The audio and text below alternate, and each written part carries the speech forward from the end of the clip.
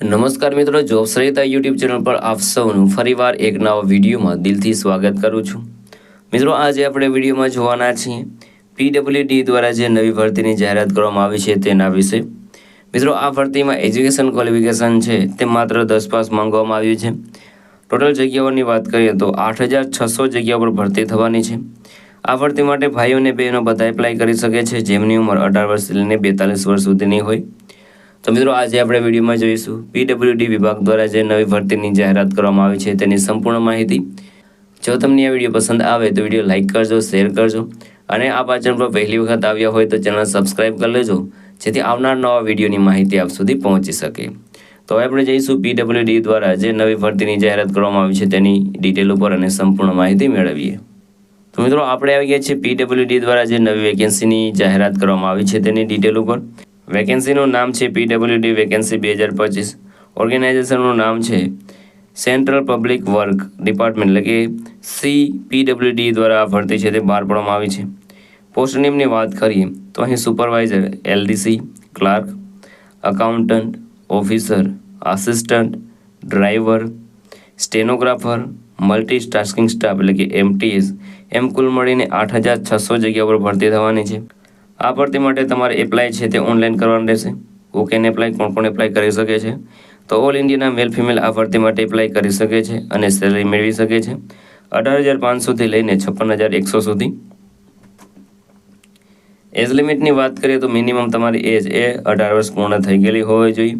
Maximum તમે 42 વર્ષ સુધી આ ભરતી માટે એપ્લાય કરી શકો છો। એપ્લિકેશન ફીની વાત કરીએ તો જનરલ અને OBC માટે 100 રૂપિયા ફી ભરવાની રહેશે, જ્યારે SC, ST અને PWD માટે કોઈ પણ જાતની ફી છે તે ભરવાની રહેતી નથી।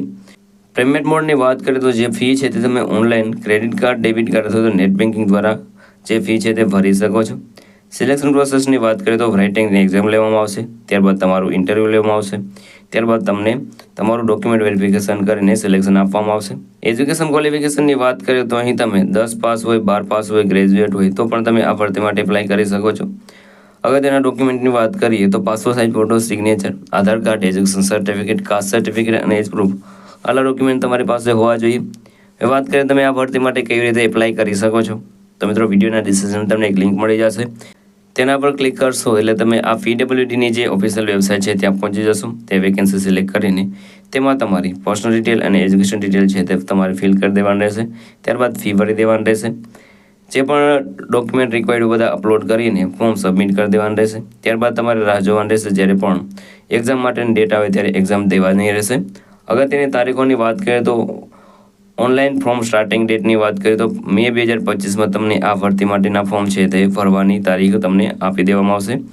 લાસ્ટ ડેટની વાત કરીએ તો મે મહિનાના એન્ડમાં તમને આ ભરતીનો જે છેલ્લી તારીખ છે તે પણ જોવા મળશે। જ્યારે પણ આ ભરતીનું ઓફિશિયલ નોટિફિકેશન આવી જશે, ફોર્મ ભરવા માટેની લિંક આવી જશે, તે તમને વિડીયોના માધ્યમથી અપડેટ આપી દેવામાં આવશે।